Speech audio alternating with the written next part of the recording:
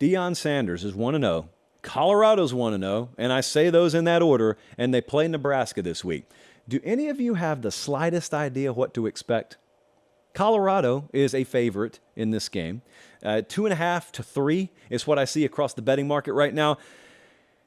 Dude, Fox. I don't work at Fox, and I'll probably get a wrist slap for saying this. Fox, whoever decides how to market Big Noon Kickoff, whoever decides where Klatt and Gus go, deserves a raise over there, because they went all in on Colorado being good and Deion being good. And if they would have got beat 56-10 against TCU when they've already committed their week 1 and week 2 spotlight games to Colorado, it would have looked so dumb. But they chose perfectly, and it's paying off. So not my employer, but Fox College Football reaping the benefits right now of what Deion and company are doing.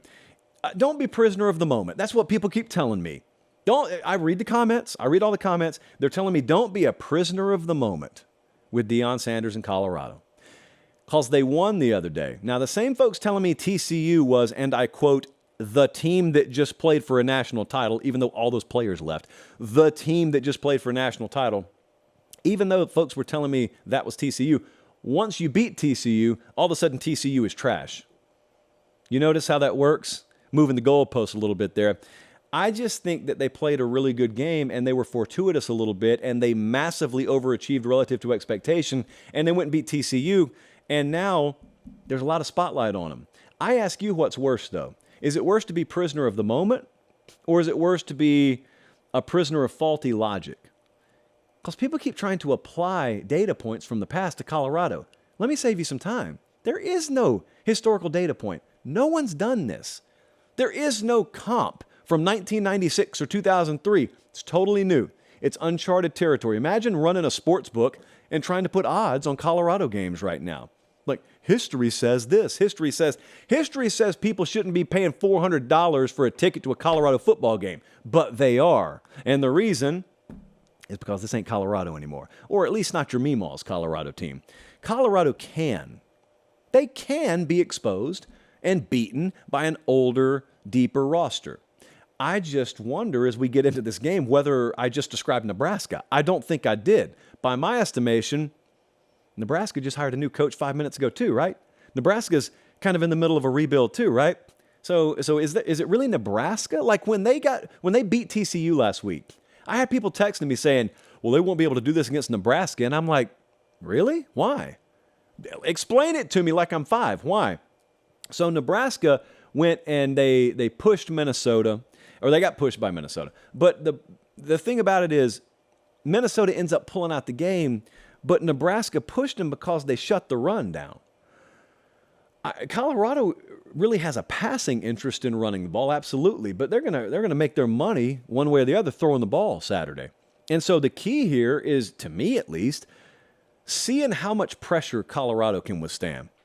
Like, Matt Rule knows what he's doing. Matt Rule knows what he's looking at here. Colorado's got big-time edges. I think they've got big-time edges at quarterback, and certainly they got massive edges at the skill positions. I got respect for Jeff Sims as a quarterback, but, I mean, Shedeur Sanders showed what he's capable of, and at his peak, he's capable of doing really big things, and maybe he does it again this Saturday. But because of that, you just got to run at them all afternoon.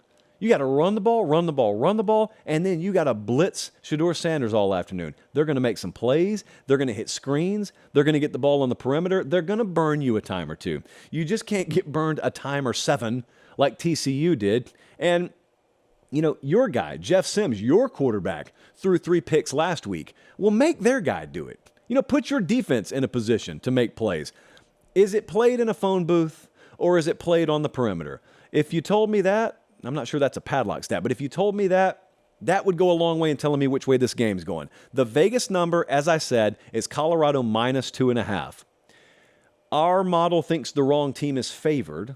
That's the first thing you need to know. Our model actually has Nebraska minus 6.5. So all the way across zero, and the model thinks that Nebraska is the better team here, and that includes with home field advantage. I look at this model, and I say, model, I don't think you have the slightest clue what Colorado is. And you hear that? Silence. I think the model agrees with me. I think Colorado's going to find a way to win the game. Now, what history says is this is a letdown spot.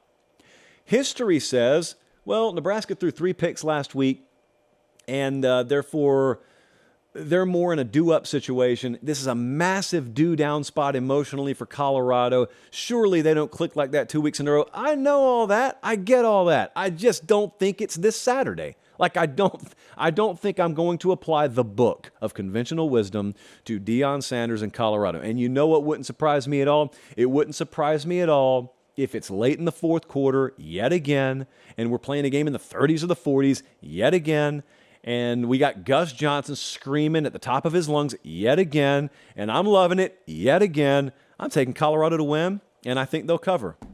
And if Deion Sanders starts 2-0, how much will tickets cost from then on?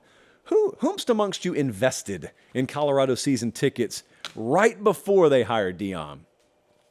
That's the person I want to know. Who got the inside track?